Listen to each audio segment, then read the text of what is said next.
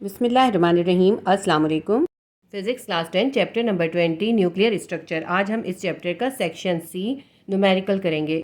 इसका numerical number 1 है, a living plant contains approximately the same isotopic abundance of carbon 14 as does atmospheric carbon dioxide.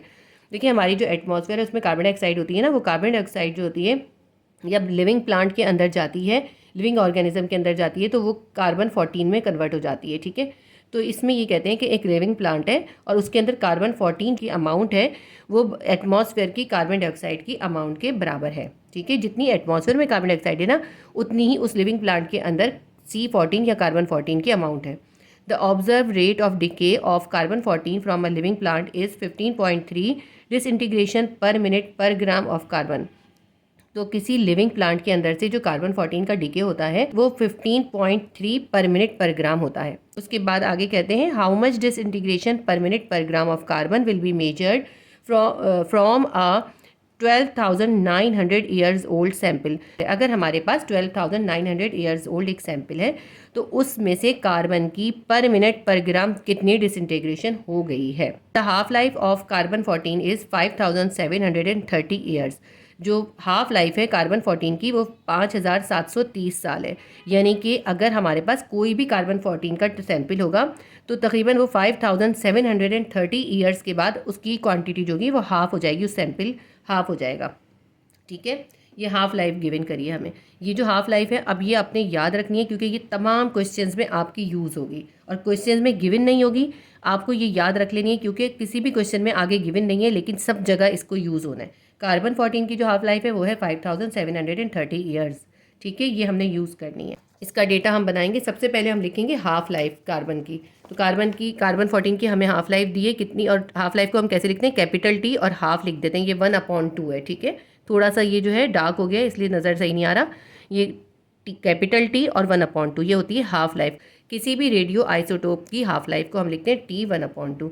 तो इसमें हमारे पास C14 यानी carbon 14 की हाफ लाइफ कितनी गिवन है, 5,730। ये आपने याद रखनी है हमेशा। ठीक है, ईयर्स यानी 5,730 साल के अंदर कार्बन 14 जो है वो हाफ हो जाता है।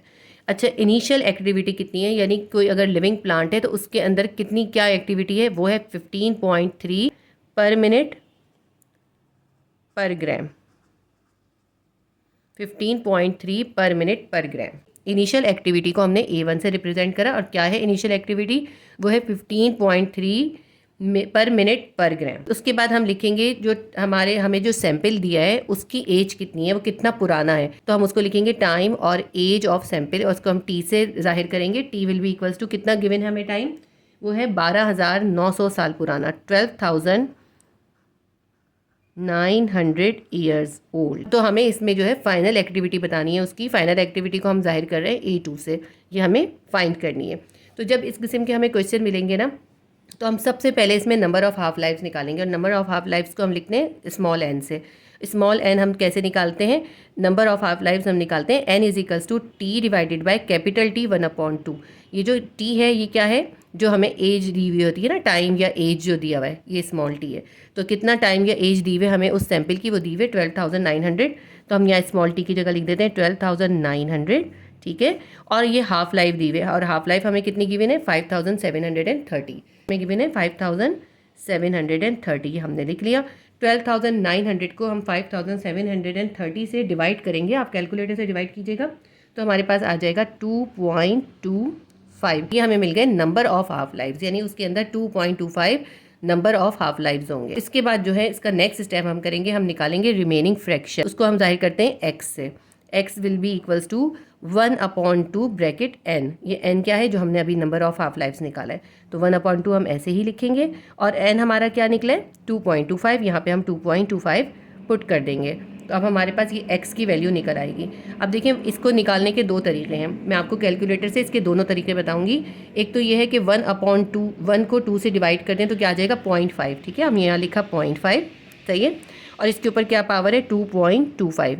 अब आप कैलकुलेटर के अंदर ये लिखें 0.5। ठीक है, और फिर आप ये जो x के ऊपर छोटा सा बॉक्स है ना, ये x के ऊपर छोटा सा बॉक्स, इसको आप क्लिक करें। 0.5 के ऊपर एक छोटा सा बॉक्स आ गया। यानी अब आप 0.5 के ऊपर जो भी पावर आपने डालनी है वो डाल सकते हैं। हमारे पास 0.5 के ऊपर पावर है 2.25, ये हमने इसमें डाल दी, फिर हमने इक्वल करा तो हमारे पास आंसर आ गया 0.21022। इसको हमने सॉल्व करा, 0.2 के ऊपर पावर 2.25 करी, हमारे पास आंसर आ गया 0.21। बहुत लंबा सा है, हमें बस इतना ही लिखना काफ़ी है, ठीक है। 0.21, ये जो 0.21 है ना, अगर हम इसको परसेंट में लिखें तो ये हो जाएगा 21%, ठीक है। इसको हम परसेंट में इस तरह जाहिर कर सकते हैं 21%। अगर आगे क्वेश्चन में आपको परसेंटेज गिवन होगी इस एक्स की, तो आप उसको कन्वर्ट करके इस तरह पॉइंट में निकालेंगे, ठीक है। तो 0.21 हमारे पास एक्स यानी रिमेनिंग फ्रैक्शन आ गया, यानी जितना हिस्सा अभी बाकी है उसका। उसके बाद हमें असल जो बताना था वो एक्चुअल एक्टिविटी बतानी थी। एक्चुअल एक्टिविटी निकालने के लिए, यानी इसको हमने A2 से डिनोट किया है, हम लिखेंगे A2 will be equals to A1 multiply by X. A1 क्या है, A1 हमें गिवन है 15.3 और x जो है ये अभी हमने निकाला है, ठीक है, ये रिमेनिंग फ्रैक्शन। तो हम निकाल लेंगे इसको बहुत आसानी से। A2 will be equals to A1 multiply by X. A1 हमारे पास है 15.3 और x हमने अभी निकाला है 0.21। तो इसको हम मल्टीप्लाई करेंगे तो हमारे पास A2 की वैल्यू आ जाएगी, 15.3 को 0.21 से मल्टीप्लाई करेंगे तो हमारे पास आ जाएगा 3.2 और डिसइंटीग्रेशन पर मिनट पर ग्राम, ठीक है, पर डिसइंटीग्रेशन पर मिनट पर ग्राम। इस क्वेश्चन में आपके पास 3 आंसर गिवन थे। सबसे पहले तो नंबर ऑफ हाफ लाइफ यानी 2.25 था, ठीक है। सेकंड आंसर 0.21 यानी कि रिमेनिंग फ्रैक्शन था, हमने दोनों पार्ट निकाल लिए। थर्ड आंसर हमारे पास 3.2 था। ये जो x है इसको हम एक और तरीके से भी निकाल सकते हैं कैलकुलेटर में, मैं आपको वो तरीका भी बता देती हूँ। 1/2 जो है पहले हम कैलकुलेटर में लिखेंगे, फिर उसकी 2.2 पावर लिखेंगे। और हम कैसे लिखेंगे ये देखिएगा, ये जो बॉक्स है डबल वाला बॉक्स, इसको हम क्लिक करेंगे, ठीक है, ये अपॉन में आ गया। तो ऊपर हमारे पास आना है 1। अब ये जो है कर्सर को हम यहाँ नीचे लेकर आएंगे और नीचे लिखेंगे 2, ये हो गया 2। अब कर्सर को जो है राइट साइड पे मूव करेंगे और फिर हम ये जो x वाला बॉक्स है ना, इसको सिंगल वाला बॉक्स, ये जो x पे सिंगल बॉक्स है इसको हम प्रेस करेंगे। देखिए अब ये बॉक्स ऊपर आ गया ना, तो अब इसके ऊपर आप जो है पावर डाल सकते हैं। पावर हमें क्या डालनी है, 2.23, ये हमने डाल दी 2.23। अब हम करेंगे इक्वल, इक्वल किया, देखें क्या आंसर आया, 0.21315। वही आंसर आया जो हमारा पहले भी आया था, ठीक है, 0.21315। मैंने यहाँ पूरा नहीं लिखा था लेकिन वही आंसर आया था।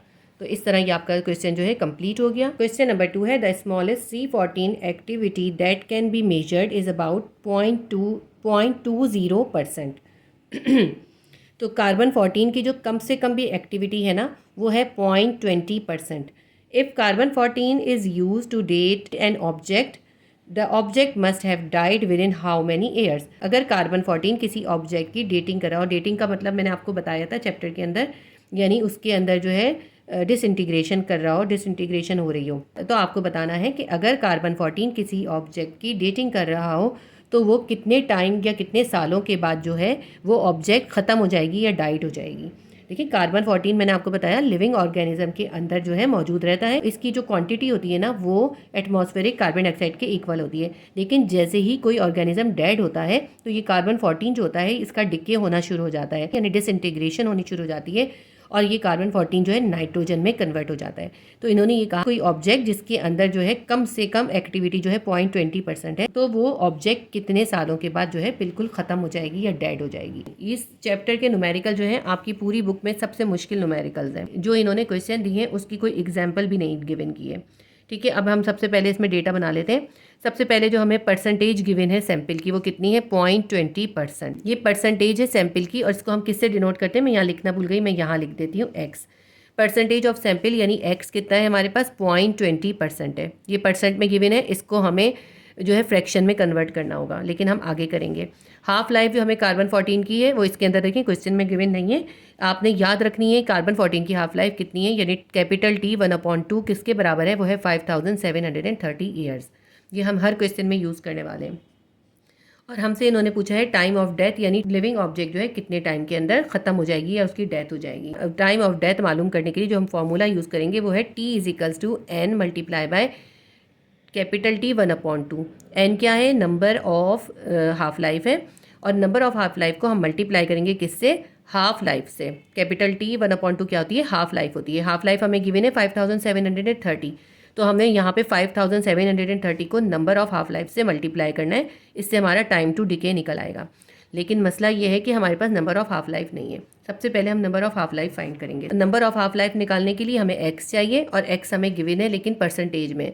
तो हम पहले इस परसेंटेज को फ्रैक्शन के अंदर कन्वर्ट करेंगे। तो हम लिखेंगे x इज इक्वल्स टू 0.20% था ना, तो हमने इसको फ्रैक्शन में कन्वर्ट करा तो हमारे पास क्या आ जाएगा, 0.20 को हम डिवाइड कर देंगे 100 से।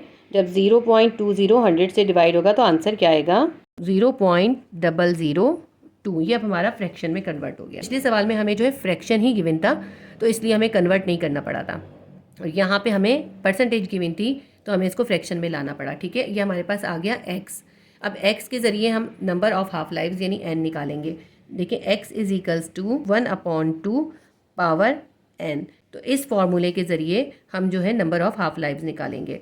x की वैल्यू हमें निकाली है फ्रैक्शन में, वो हम यहाँ पे x की जगह पुट कर देंगे। वो क्या है हमारे पास, 0.002 इज इक्वल्स टू 1/2 हम ऐसे ही लिखेंगे, और n जो है हमें फाइंड करना है। अब मसला ये है हमें n फाइंड करना है, लेकिन n जो है वो तो एक्सपोनेंट है।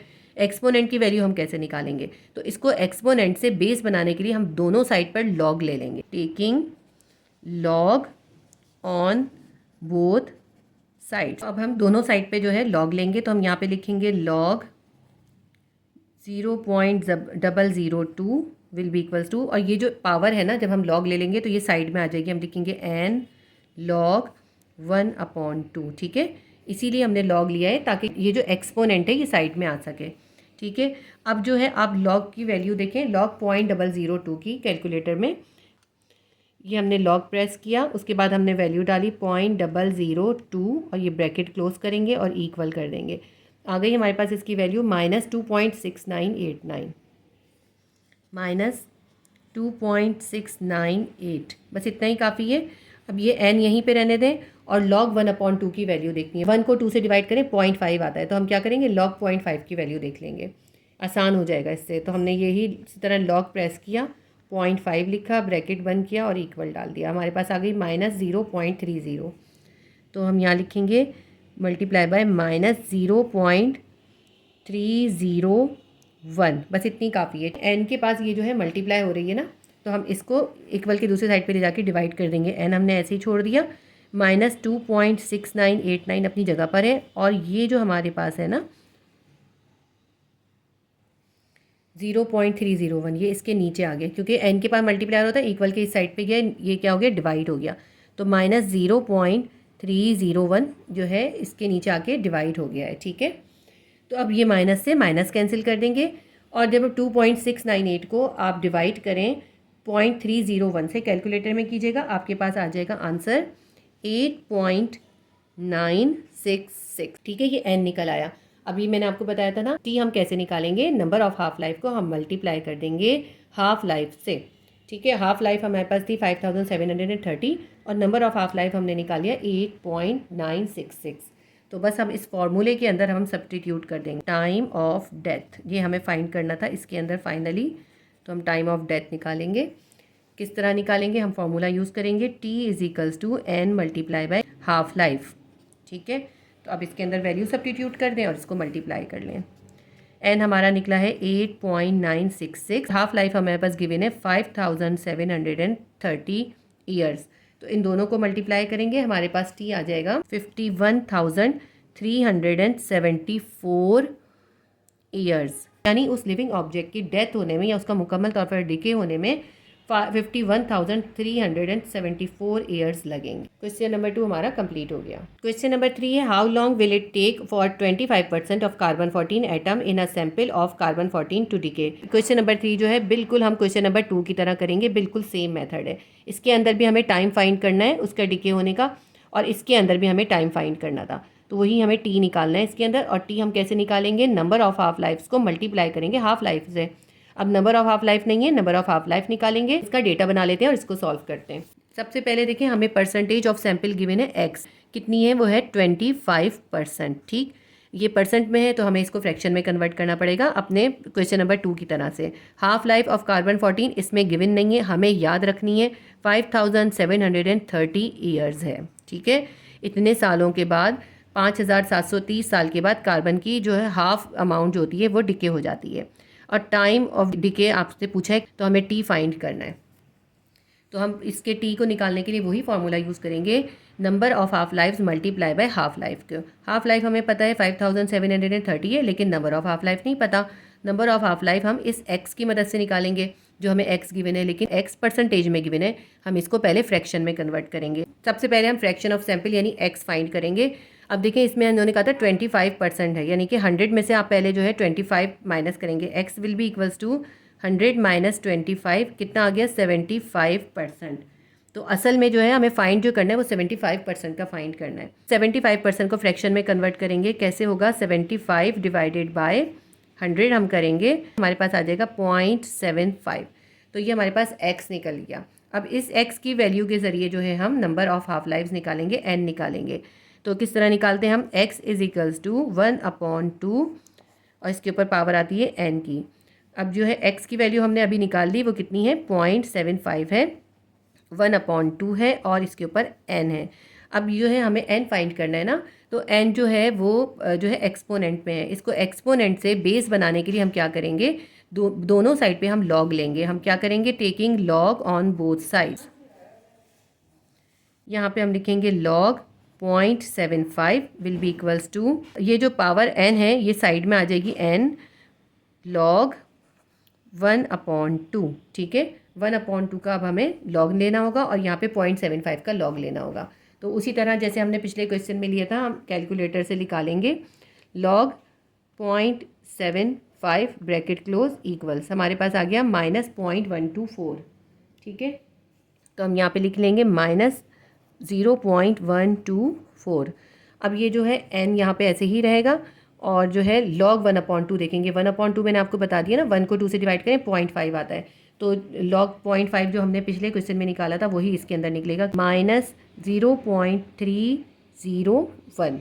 ये जो 0.301 है ये n के साथ मल्टीप्लाई हो रहा है, इसको हम इक्वल के दूसरे साइड पे ले जाएंगे तो ये डिवाइड हो जाएगा। तो -0.124 से डिवाइड हो जाएगा -0.301। माइनस से माइनस कैंसिल करें और 0.124 को 0.301 से डिवाइड करेंगे तो हमारे पास आ जाएगा ये 0.415। ये हमारे पास नंबर ऑफ़ हाफ लाइव्स आ गए। जब नंबर ऑफ़ हाफ लाइव्स आ गए तो फिर उसके बाद जो है हम इस फॉर्मूले के अंदर नंबर ऑफ़ हाफ लाइव्स और हाफ लाइफ को सब्स्टिट्यूट करेंगे, तो हमारे पास वो टाइम आ जाएगा जिसमें ये सैंपल जो है पूरा का पूरा डिके हो जाना है या ख़त्म हो जाना है। ठीक है, टाइम ऑफ डेथ आ जाएगा। ये निकालना है time of death, time of death यानी कि t निकालना है यानी स्मॉल t निकाल रहे हैं। फॉर्मूला हमने लिखा हुआ है, small t is equals to number of half life multiply by half life. ठीक है, तो हमने दोनों चीज़ें निकाल ली हैं। t will be equals to number of half life हमारे पास निकला है 0.415 और हाफ लाइफ हमें पता ही है कार्बन 14 की, अब तक तो हमें याद हो गई है, वो क्या है 5730। अब इन दोनों को मल्टीप्लाई कर दें तो हमारे पास आंसर आ जाएगा 2378 ईयर्स। ठीक है, 2378 ईयर्स, ये हमारे पास इसका आंसर आ गया। कितने आसानी से हो गया। आप अगर इसको 1-2 बार करेंगे तो इंशाल्लाह ताला आपको भी करना आ जाएगा ये क्वेश्चन। क्वेश्चन नंबर 4 है, the carbon 14 decay rate of sample obtained from a young tree is 0.296 disintegration per second per gram of the sample। तो एक जो है यंग ट्री से सैंपल लिया है और उस यंग ट्री के अंदर जो डिसइंटीग्रेशन है कार्बन 14 की वो है 0.296 per second per gram. Another wood sample prepared from an object recovered to an archaeological excavations gives a decay rate of 0.109 disintegration per second per gram of the sample. और एक और जो है पुराने जो है लकड़ी का सैंपल लिया गया है, उस सैंपल की जो बता रहे हैं डिसइंटीग्रेशन का रेट है वो है 0.109 per second per gram. What is the age of the object, तो आपको इस ऑब्जेक्ट की एज बतानी है। एक यंग ट्री के अंदर डिसइंटीग्रेशन का रेट जो है वो 0.296 है और उसका जो उसकी ओल्ड वुड है उसके अंदर डिसइंटीग्रेशन है 0.109 और हमें जो है इस पुरानी वुड की जो है एज बतानी है कि ये कितनी ओल्ड है। ठीक है, ये क्वेश्चन देखने में बहुत मुश्किल लग रहा है लेकिन हम इस क्वेश्चन को बिल्कुल अपने पहले दोनों क्वेश्चंस के पैटर्न पे करेंगे, इंशाल्लाह ताला बहुत आसानी से हो जाएगा। डेटा क्या लिखेंगे, activity of young sample. Young sample की एक्टिविटी को हमने A1 का नाम दे दिया। A1 कितनी है हमारे पास, वो है 0.296। आप इसको A2 भी दे सकते हैं, ये अपनी मर्ज़ी पर है। अच्छा, तो ये आ जाएगी डिसइंटीग्रेशन पर मिनट और पर सेकंड यहाँ पे जगह नहीं है इसलिए मैं लिख नहीं रही हूँ, आप इसको लिखिएगा यहाँ पे ज़रूर। फिर ठीक है, उसके बाद हम लिखते हैं एक्टिविटी ऑफ ओल्ड सैंपल, इसको हमने A2 कह दिया। ओल्ड सैंपल की एक्टिविटी हमें गिवन थी 0.109 डिसइंटीग्रेशन पर मिनट पर सेकेंड। ठीक है, इस तरह से हम लिख देंगे इसको, पर मिनट पर सेकेंड। तो उसके बाद हाफ लाइफ हमें कार्बन 14 की तो हमें पता ही है, ये तो हमें हर सवाल में खुद ही गिवन है। हाफ लाइफ को जो है इस तरह लिखना भूल गई तो आप यहाँ पे लिख लीजिएगा T1/2। हाफ लाइफ कितनी है कार्बन 14 की? 5730 ईयर्स। और हमें फाइंड क्या करना है? हमें टाइम यानी उस सैंपल की एज फाइंड करनी है, यानी स्मॉल टी हमें फाइंड करना है। तो वही फार्मूला है स्मॉल टी फाइंड करने का। क्या है फार्मूला? हम हाफ लाइफ को मल्टीप्लाई करते हैं नंबर ऑफ हाफ लाइफ से, और नंबर ऑफ हाफ लाइफ हम निकालते हैं इस एक्स की मदद से। तो ये जो एक्स है इसका अब हमें फ्रैक्शन हम इसका फाइंड कर लेते हैं। अब इस सैंपल के अंदर जो है हमें दो तरह का सैंपल दिया हुआ है, एक A1 दिया हुआ है, एक A2 दिया हुआ है। तो हम क्या करेंगे, इसमें हम A2 को A1 से डिवाइड करेंगे तो हमारे पास फ्रैक्शन यानी x आ जाएगा। ठीक है, इसमें फ्रैक्शन, हर क्वेश्चन में फ्रैक्शन निकालने का तरीका थोड़ा डिफरेंट है, बाकी सारा क्वेश्चन जो है सेम तरीके से है। और जो फ्रैक्शन निकालने का तरीका है वो क्यों डिफरेंट हो रहा है, वो डेटा की वजह से डिफरेंट होता है। जैसा डेटा होता है उस तरीके से हम फ्रैक्शन निकालते हैं। तीनों सवालों में फ्रैक्शन का तरीका अलग है, बाकी सारा सेम है। तो x किसके बराबर है हमारे पास? x होगा हमारे पास A2 divided by A1। A2 हमारे पास क्या है? 0.109। इसको हम किससे डिवाइड करेंगे? इसको हम डिवाइड करेंगे 0.296 से। जब हम इन दोनों को डिवाइड करेंगे हमारे पास x आ जाएगा, और वो कितना आ जाएगा? 0.3682। या आप इसको कैलकुलेटर से डिवाइड कीजिएगा। अगर मैं ये सारा डिविजन्स कर करके दिखाऊंगी तो वीडियो बहुत लंबी हो जाएगी। ठीक है, ये x आ गया हमारे पास। इस x की मदद से हम नंबर ऑफ हाफ लाइफ निकालेंगे। x equals to 1/2 power n। ये हमें n इस तरह निकालना है। x की वैल्यू हमारी निकली है 0.3682 इजिकल्स टू 1/2 और इसके ऊपर आ गया n। आप चाहें तो 1/2 को डिवाइड करके यहाँ 0.5 भी लिख सकते हैं। ठीक है, अब क्योंकि ये हमारे पास n हमें फाइंड करना है और n जो है वो एक्सपोनेंट में है, तो हमें इसको जो है बेस बनाना है। तो हम क्या करेंगे? Taking log on both side, taking log on both sides. ठीक है, दोनों साइड्स पे हम लॉग ले लेंगे। तो ये आ जाएगा लॉग 0.3682 इजिकल्स टू, ये जो एक्सपोनेंट है ये साइड में आ गया, बेस बन गया। ठीक है, एन लॉग 1/2। ठीक है, अब लॉग 0.3682 की वैल्यू हम देखते हैं कैलकुलेटर के अंदर। लॉग 0.3682 ब्रैकेट क्लोज करेंगे, इक्वल करेंगे, हमारे पास आ गया -0.4339 -0.4339 इजिकल्स टू एन यूँ ही रहेगा, और लॉग 1/2 जो हमने पीछे वाले दोनों क्वेश्चन में निकाला था वही निकलेगा। लॉग 1/2 हमारे पास आएगा -0.3010। ठीक है, अब n के पास ये जो है मल्टीप्लाई हो रहा है, हम इसको इक्वल के दूसरे साइड पे ले जाते हैं। -0.4339 है ऊपर, और ये जो ये जो -0.3010 है ये इसके नीचे आके डिवाइड हो जाएगा 0.310। माइनस से माइनस कैंसिल, 0.4339 को 0.3010 से डिवाइड करेंगे, हमारे पास आंसर आ जाएगा 1.441। ये हमारे पास नंबर ऑफ हाफ लाइफ निकला है। असल जो हमें फाइंड करना था, एज ऑफ सैंपल फाइंड करना था, हमने लिखा एज ऑफ सैंपल, जो हमें टी एज ऑफ सैंपल हमें फाइंड करना था। एज ऑफ सैंपल का फॉर्मूला क्या होता है? टी इजिकल्स टू एन यानी number of half life multiply by half life. ठीक है, तो T equals to number of half life हमारे पास कितने हैं? ये निकला है हमारे पास 1.441, और हाफ लाइफ हमें कार्बन 14 की पता ही है 5730। ठीक है, इन दोनों को हम मल्टीप्लाई करेंगे, हमारे पास टी आ जाएगा इसका 8258 ईयर्स। बिल्कुल हमारा करेक्ट आंसर आया है। अच्छा, एक मिस्टेक आप करेक्ट कर लीजिए। A1 जो है 0.296 डिसइंटीग्रेशन पर मिनट पर ग्राम होगा। मैंने यहाँ पे ना गलती से सेकंड बोल दिया था। इसी तरह A2 जो है 0.109 डिसइंटीग्रेशन पर मिनट पर ग्राम होगा। यहाँ से सेकंड हटा दीजिएगा और यहाँ पे G लिख लें ग्राम का। ठीक है, तो डिसइंटीग्रेशन पर मिनट पर ग्राम है, ये मैंने गलती से आपको यहाँ पे सेकंड बोल दिया था, इसीलिए मैंने आपको ये करेक्ट करवाया है। हमारे तमाम न्यूमेरिकल कंप्लीट हो गए। उम्मीद करती हूँ आपके लिए हेल्पफुल रहे होंगे। अगर मेरी वीडियोज़ आपके लिए हेल्पफुल रहती हैं तो प्लीज़ वीडियो को लाइक ज़रूर किया कीजिए और शेयर करें ताकि दूसरे बच्चों की भी हेल्प हो सके। अल्लाह हाफ़िज़।